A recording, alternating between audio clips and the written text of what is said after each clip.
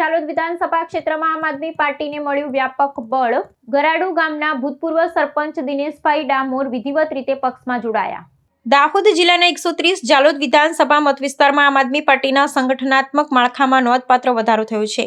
જાલોદ તાલુકા હેઠળ આવતા ગરાડુ ગામના ભૂતપૂર્વ સરપંચ દિનેશભાઈ કાળુભાઈ ડામોર પક્ષની નીતિઓ અને લોકાભિમુખ વિચારધારાથી પ્રભાવિત થઈ સત્તાવાર રીતે આમ આદમી પાર્ટીમાં જોડાયા છે।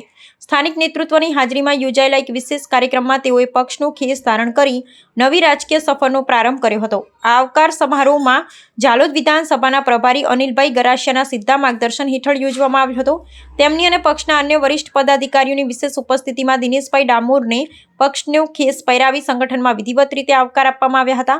પંચાયત સ્તરના બહોળો વહીવટી અનુભવ ધરાવતા અને સ્થાનિક ગ્રામજનોમાં લોકપ્રિયતા ધરાવતા આગેવાનોના પક્ષ પ્રવેશથી આ પંથકમાં પક્ષના જનાધારને વ્યાપક બળ મળશે તેવું રાજકીય વર્તુળોમાં મનાઈ રહ્યું છે।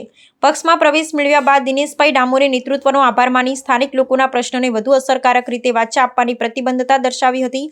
પ્રભારી અનિલભાઈ ગરાસિયાએ નવનિયુક્ત સભ્યોને જનસેવા કાજે ઉજ્જવળ ભવિષ્યની શુભેચ્છાઓ પાઠવી હતી।